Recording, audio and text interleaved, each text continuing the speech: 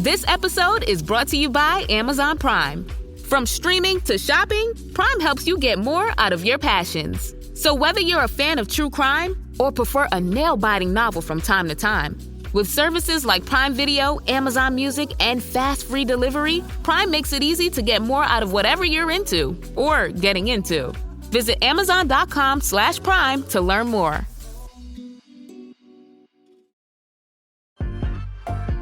Hellmann's believes they can turn any mayo hater into a lover. So, if you know someone who thinks mayo equals bland, show their taste buds the truth and challenge them to try Hellmann's flavored mayo. With irresistible flavors like Hellmann's spicy mayo, garlic aioli, chipotle, and Italian herb, they'll be eating their words. Challenge haters to try Hellmann's flavored mayo and get them to eat their words. Learn more at hellmanns.com/eatyourwords.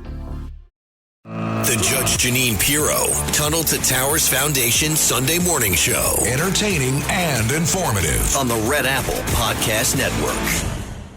Welcome, everybody, on this lovely Sunday. I don't like droughts. No one does, of course, but it hasn't rained here in a really long time. I mean, it rained a bit earlier this week. I know we had that quick storm, but otherwise, like a day where it rains all day and all night, I feel like that's been weeks and weeks ago. I mean, it is so nice here in the Northeast, and it will continue, apparently, by looking at the Weather Channel app. Nothing for like the next 10 days. It's going to be like 80-something and sunny. So enjoy it. We're coming up on Labor Day is like in 2 weeks, basically. Earliest it could possibly be September 1st. So summer quickly coming to a close. Maybe some of you are embracing fall coming, the best season out there. But I digress.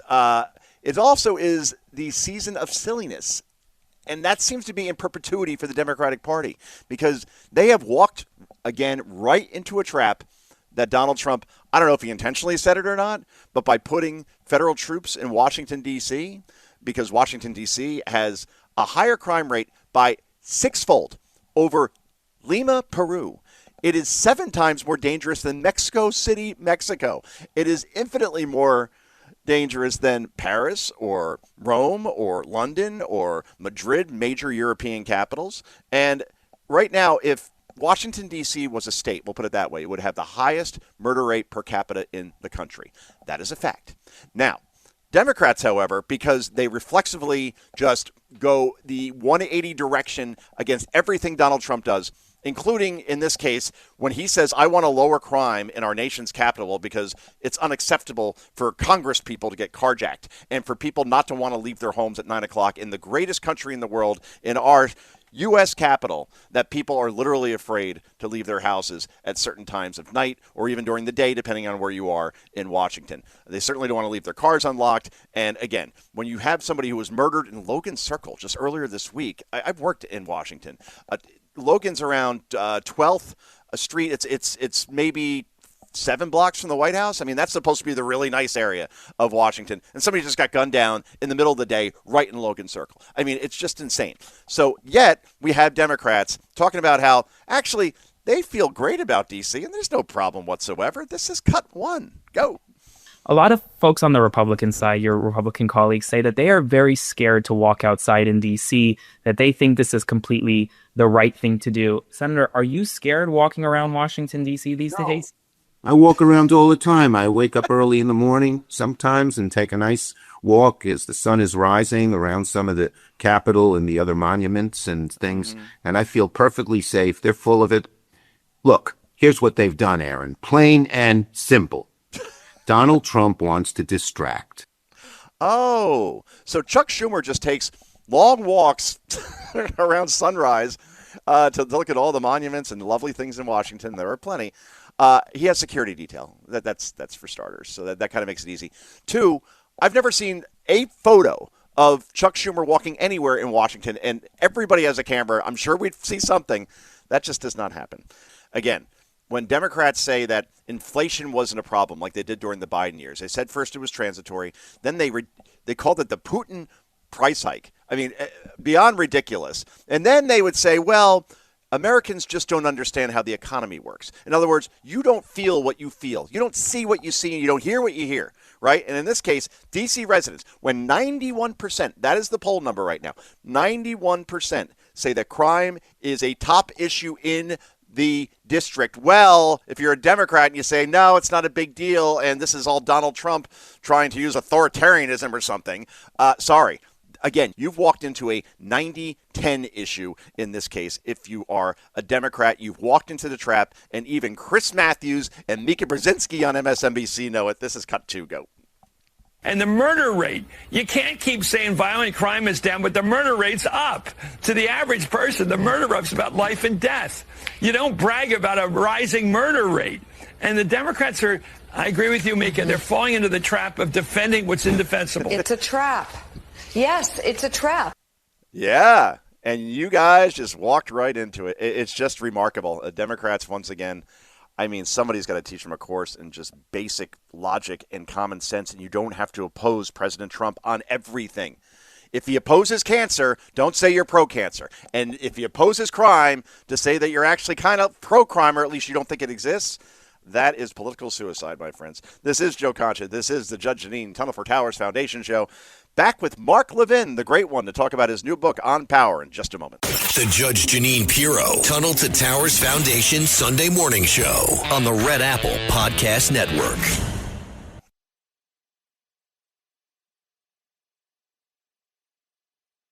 The Judge Jeanine Pirro Tunnel to Towers Foundation Sunday morning show. Entertaining and informative on the Red Apple Podcast Network.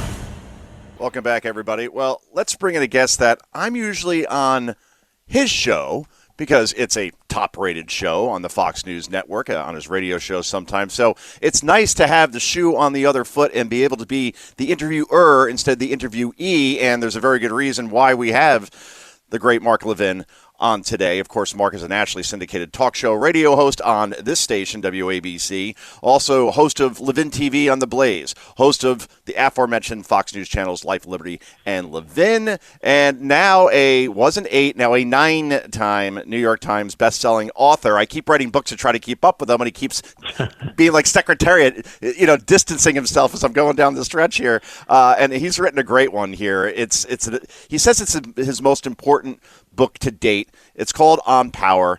It's a great one, and the great one joins us. Mark Levin, a pleasure. How are you, sir? Wow, Joe, that was fantastic. How are you? I'm doing great, thank you. And you are fantastic. Oh, thank you. And, everything I just said was true, right? I mean, top-rated show, 9-time New York Times bestseller, and yes, you have called this your most important book. Congrats on Power, by the way, #1 on the New York Times nonfiction book again.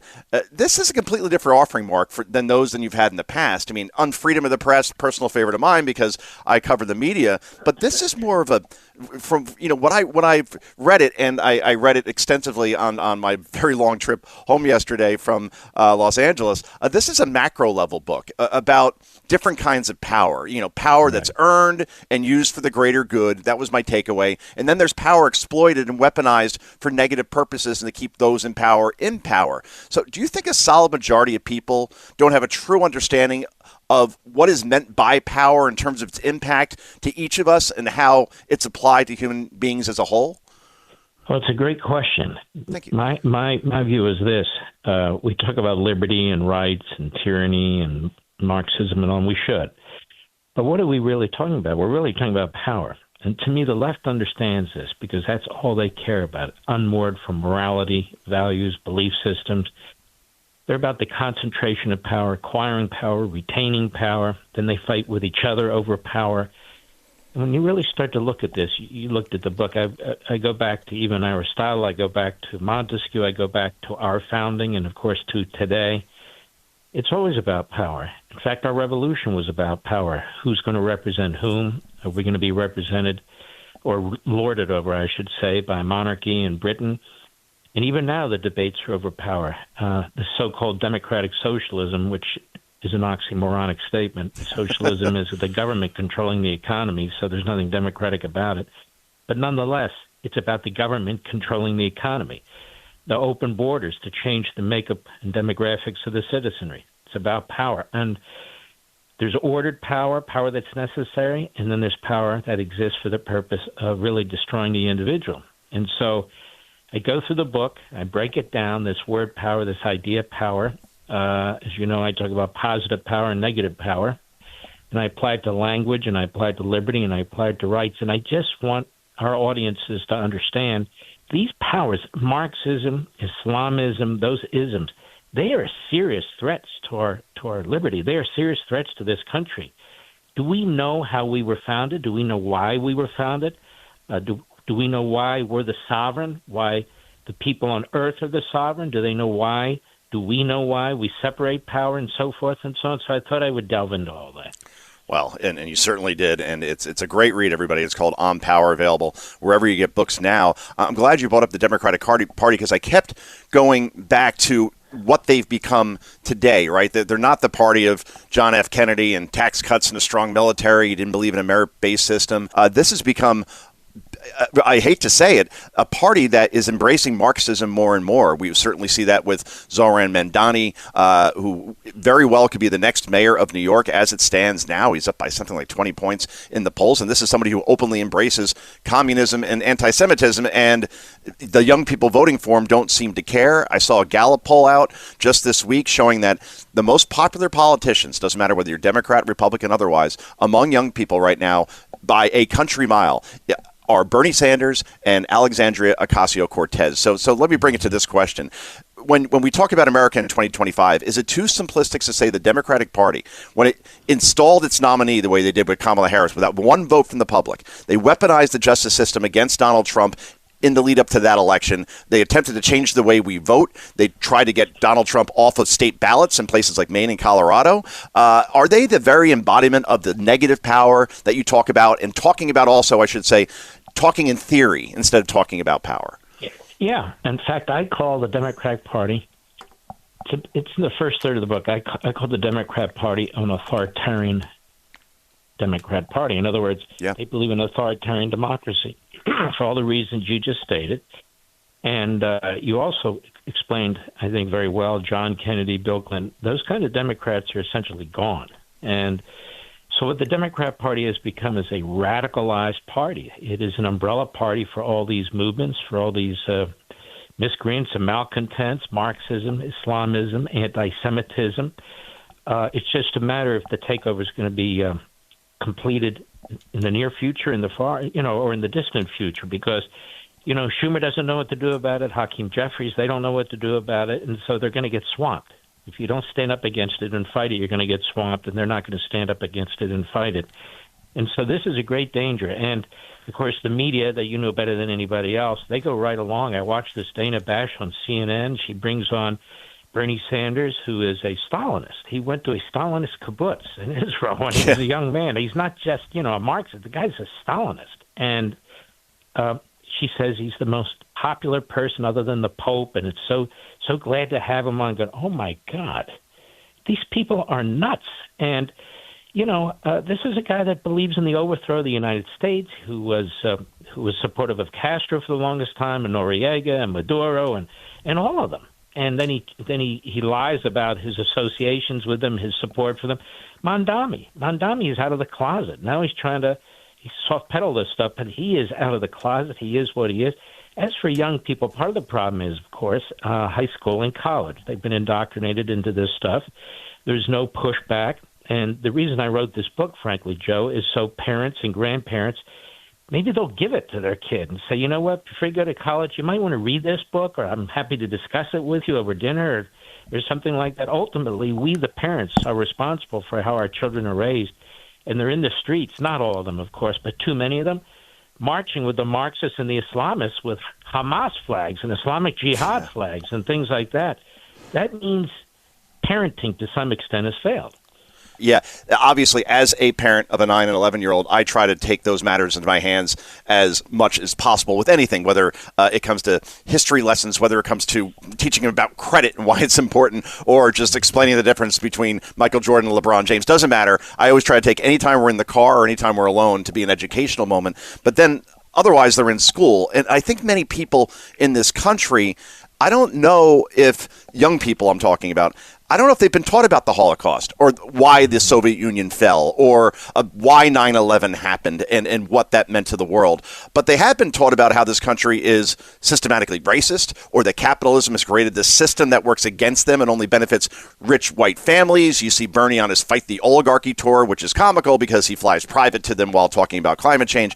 So this goes back to our education system also. And I think we saw recently, Mark, as far as Harvard and Penn and Columbia, in terms of what they teach, the makeup ideologically of professors at those universities. Harvard, I think it's 98% those who teach there are identifying as left-wing or Democrat. Only 2% consider themselves conservative. So if that's the fight in the educational system, I don't know how this fight can be won. Well, it can be won because we still have free speech, and there are tens of millions of us who still love this country, who are not Marxists and are not Islamists. And we rose up and we elected Donald Trump, who's actually trying to get into these colleges and universities and straighten them out, as he must and he should, because these are appendages of the government. They all are at the public trough. You know, they talk about free speech, which is perfectly fine, but particularly their free speech, not ours. I have a whole chapter in this book on language and thought control and how this is perpetuated and how this needs to be addressed. And this whole book is about how they speak and how we speak and what we believe and what they believe and how we have to confront this. And people who read this book, they've been very, very positive about it. They've been very, very positive about how useful it's become because I try to answer some of the questions that you're asking and that I ask from time to time as I sat down and wrote it over a period of years, over a period of a year. My mouth broke.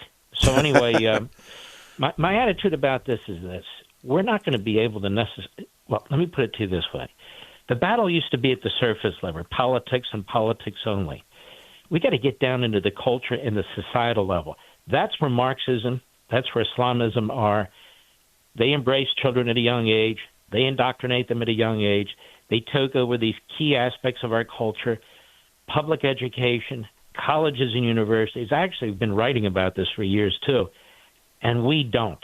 Now with Donald Trump, he's shown us that we can and we must. The culture, society, that's where the fight is. That's where the battle is. And I think, and I hope, more and more Americans are getting awakened to this. And I have a feeling they are. I think you call them the Paul Revere's of Right. social media on X, for example. That's becoming a great equalizer in terms of informing the public outside of legacy media and the educational system that I described. And the battle is, I sounded awfully defeatist before my last question. I'm sorry, I didn't mean to sound that way.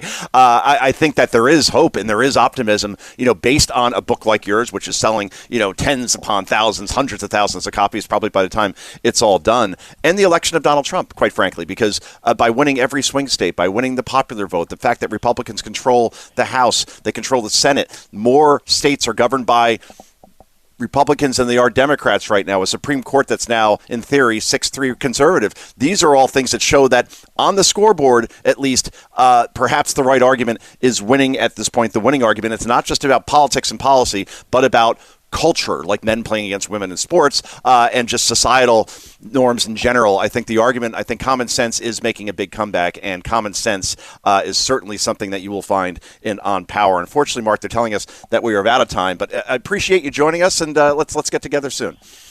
Love you, buddy. Do a great job. Always enjoy watching and listening to you. You take care, and God bless. Wow, God bless you too, sir. The great one, Mark Levin, On Power is the book. Get it now if there's any left on your bookshelves, because this thing is selling like hotcakes, to use a overused cliche that I never quite understood why hotcakes were so popular. But the point is, this is Joe Concha. This is the Judge Jeanine Tunnel to Towers Foundation show. Back with more in just a moment. The Judge Jeanine Pirro Tunnel to Towers Foundation Sunday morning show on the Red Apple Podcast Network.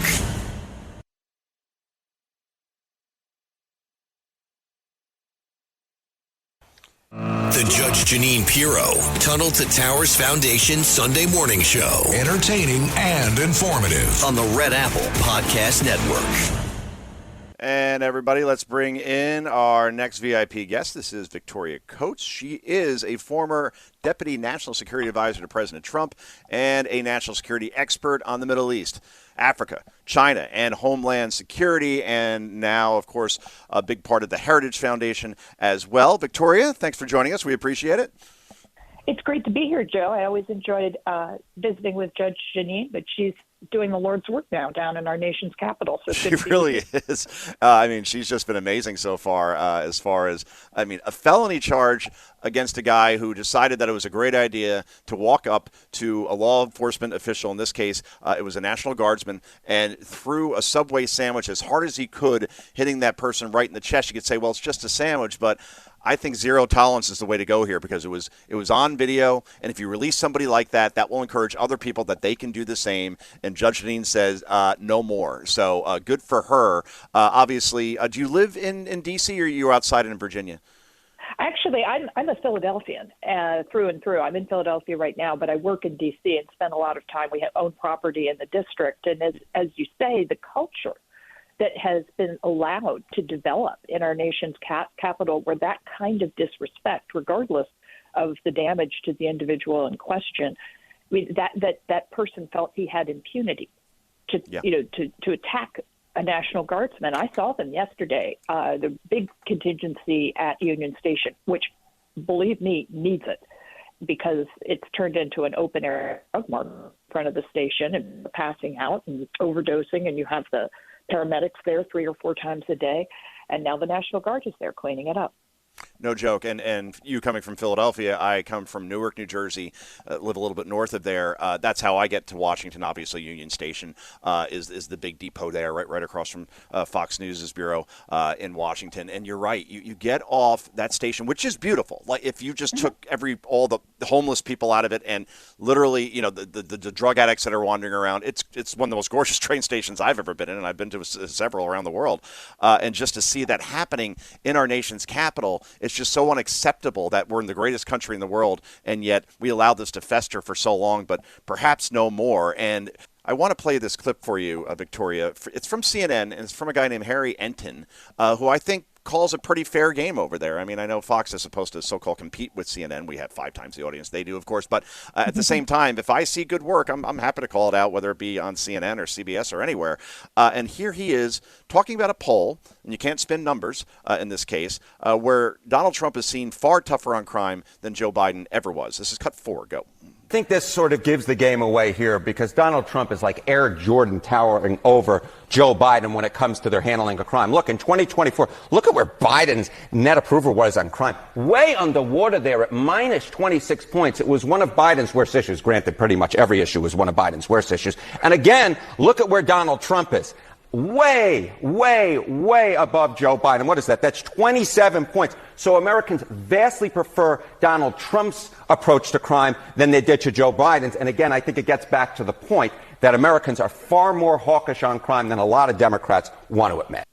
Wow. And Victoria, yet we saw Democrats all this week talking about how crime isn't all that bad in Washington, D.C. Oh, actually, it's down 30% when we've seen in evidence later showing that those numbers have been massaged and greatly manipulated. And overall, it just seems like Democrats here, Victoria, they're walking into a trap again. They're walking into this 80-20 trap where, like they did with men playing against women in sports, where they're taking the 20% side because they reflexively just oppose everything that Donald Trump supports and many of the American people support. But since they're so anti-Trump and they live in this MSNBC bubble, they walk right into this trap. They seem to be doing it here once again. This could be a big, big issue in the 2026 midterms, no?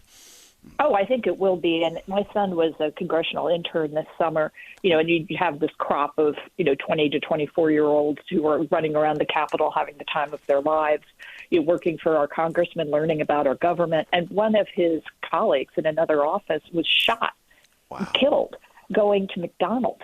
It was late, but it was by the convention center. And, this poor kid was riddled with 17 bullets. His mom was on Fox and Friends a week or so ago. It's just agonizing. That could have been my kid. He wasn't doing anything wrong. He wasn't in a so-called bad area. Yeah. He was just gunned down in random violence. That's what's happening. And if the Democrats want to double down on defending this and saying it's not so bad, we shouldn't take strong measures to prevent that sort of tragedy from happening, I mean, more power to them. I hope it keeps them out of power, because we need strong leadership like the president, like Judge Jeanine, to get in there and clean this out, who aren't there to win hearts and minds. They're there to keep the people safe. And we're talking to Victoria Coates of the Heritage Foundation, former Deputy National Security Advisor to President Trump. So overall, you worked for the man, and we've seen now he's only been in office. I mean, we're not even talking, 8 months. It's remarkable. It feels like it's been 8 years, obviously the 4 years, 2017 to 2021. But this second term has been so far different from the first term, because the first year of Donald Trump's first term, particularly the first 8 months, saw him try to repeal and replace Obamacare, and then you had John McCain with the famous thumbs down. You saw his approval rating in the 30s, and it just seemed like he was running into a gale force wind, because he fires James Comey, as he should have. But then obviously the special counsel, the Robert Mueller investigation into Russia dominates the news cycle across the board. This time around, I don't see the leaks. I see him getting a lot of things done, like the big, beautiful bill, as an example. And in general, it seems like the cast he has around him is completely and totally 7 times the upgrade that he had the first time around. What do you think the biggest differences are? I guess I pointed out the cabinet is obviously a big deal. But overall, it just seems like he has such a confidence to what he's doing now, when in his first term, it felt like he was constantly on the defensive for all the wrong reasons.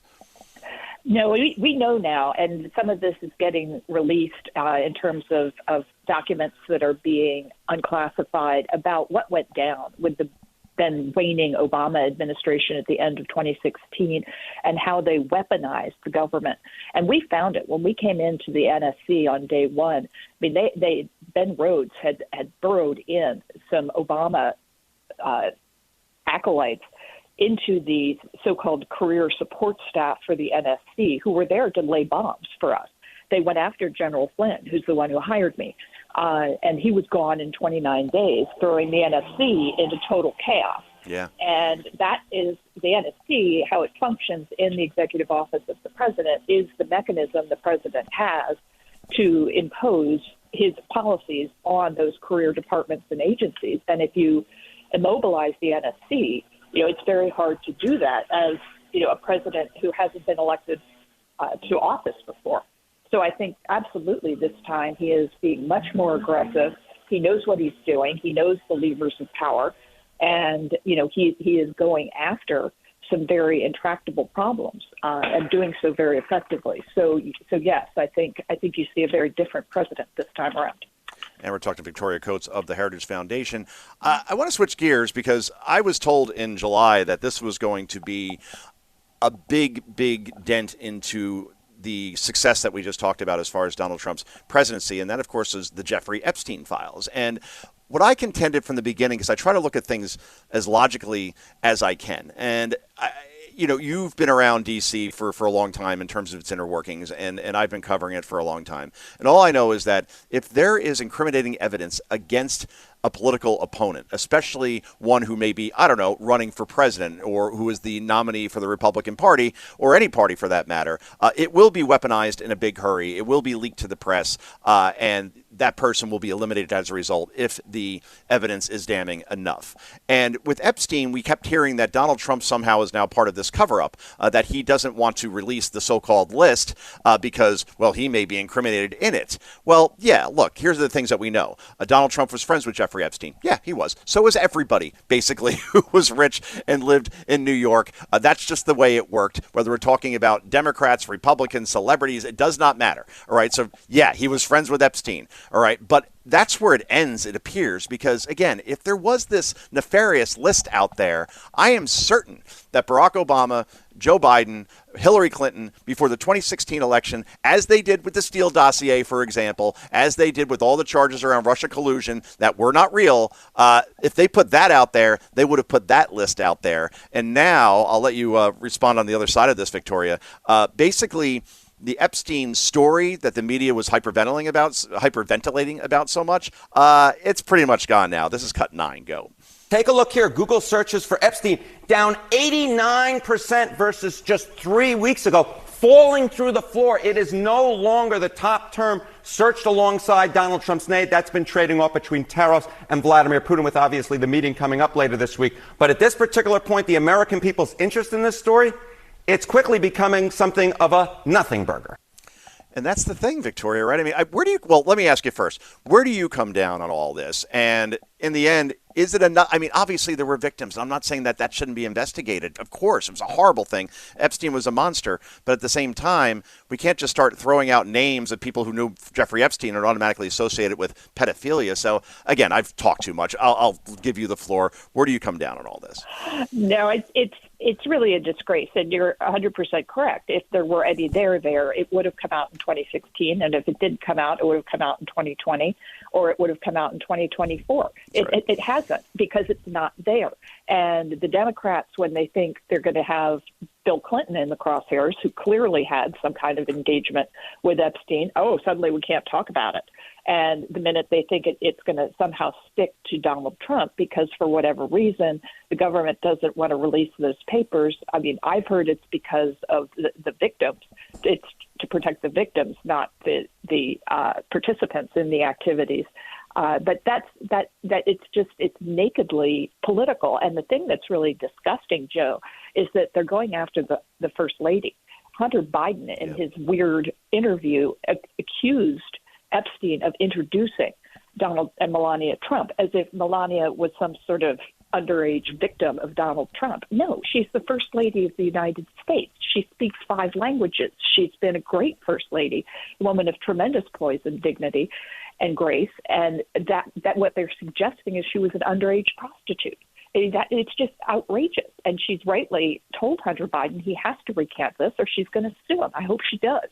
Yeah, and he has said since that that will not happen. So, sue him into oblivion. I'm sure all of his artwork can help pay for it. And we're talking to Victoria Coates, among other things that he may have earned over the years, of the Heritage Foundation. Yeah, I'd love for you to explain more, because we hear a lot of guests on Fox News that come from Heritage, for example, or like Molly works there, for example, right, as far as Heritage is concerned.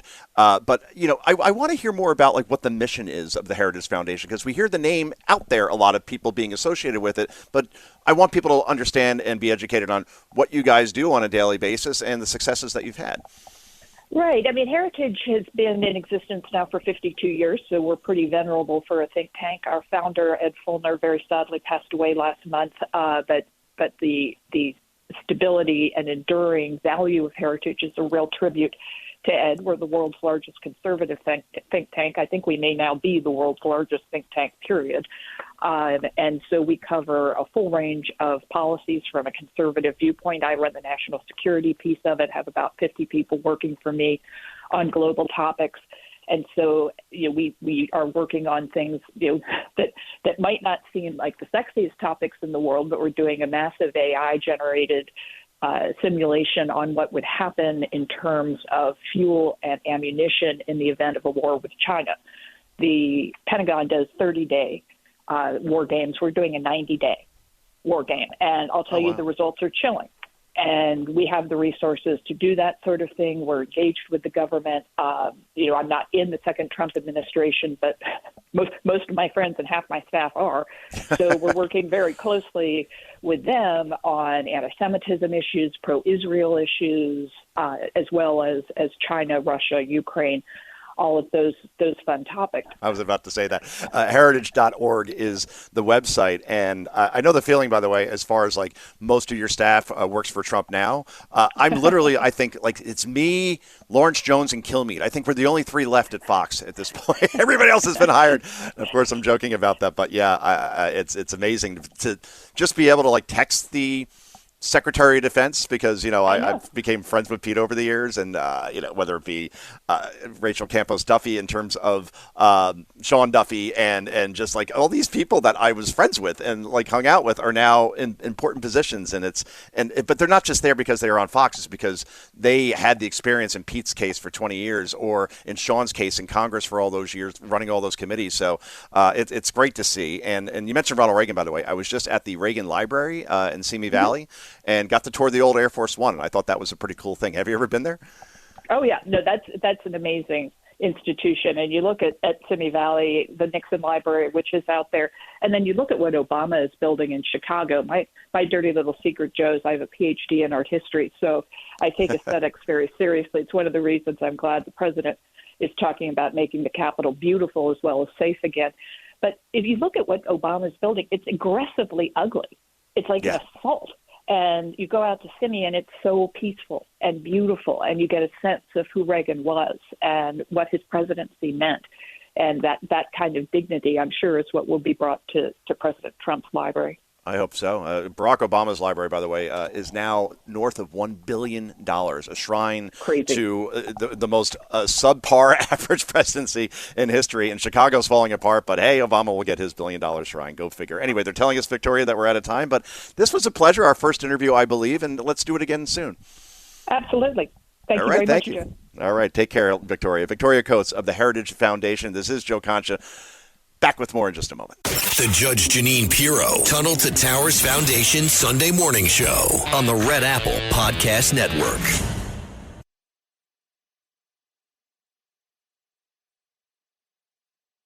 The Judge Jeanine Pirro, Tunnel to Towers Foundation Sunday Morning Show. Entertaining and informative on the Red Apple Podcast Network. All right, let's wrap this puppy up by talking about what we did in the opening monologue, which is crime in D.C. and the president's decision to put federal troops in the district to patrol those areas, already having great impact. Meanwhile, the mayor of Washington, D.C., as we speak, currently in Martha's Vineyard, because nothing says elitism quite like escaping your city when federal troops are deployed because of a crime problem, like running off to one of the richest, if not the richest, zip code in the country. So that's where Muriel Bowser is right now. And look, we saw the media putting this stat out that, well, actually, crime in D.C. is down 30% since 2023. You're like, wow, that's interesting. Where'd that number come from, I wonder? Well, it turns out that the police were manipulating the number, massaging the stats to bring the numbers down. There is a police chief that is under investigation right now for doing that, and there's more and more evidence based on great reporting in the Washington Free Beacon, by the way, literally documents, emails saying, instructing people who count crime stats that don't count this particular carjacking as that, don't count this knife attack as that, downgrading everything to make it look like violent crime is down 30% when that is obviously not the case. I said the number, I'll say it again. 9 in 10 residents in Washington, D.C. right now say that violent crime is a top issue in the district. So don't tell people that something's not going on when it absolutely is, and then some.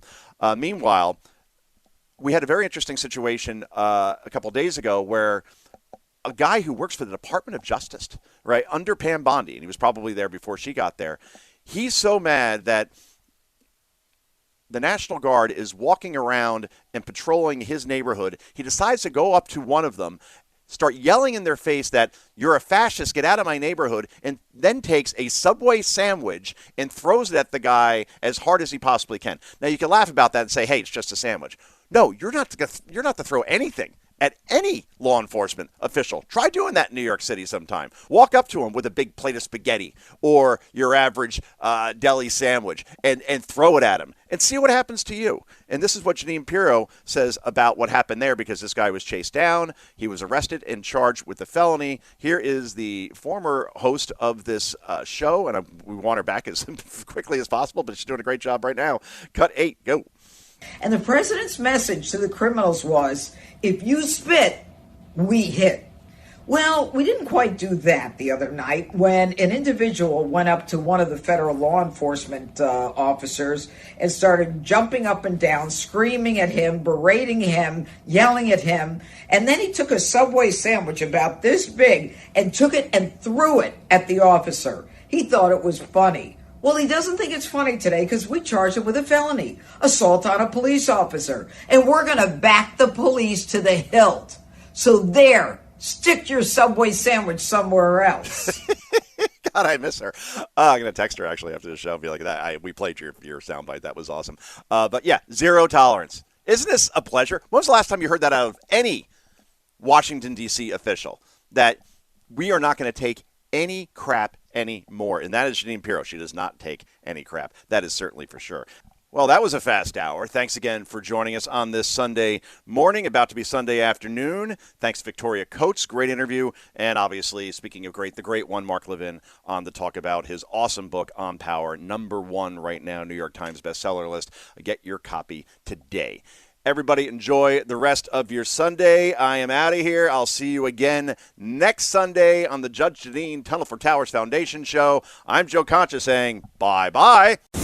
Thanks for listening to the Judge Jeanine Tunnel to Towers Sunday Morning Show. You can hear Judge Janine's Tunnel to Towers Sunday Morning Show Sunday mornings at 10. If you like the podcast, share it with your friends and listen anytime at WABCRadio.com and download the WABC Radio app. Hit that subscribe button on all major podcast platforms. Plus, follow WABC on social on Instagram, TikTok, Facebook, and X. See you next time for a new episode so you never have to wonder. What the heck is going on here?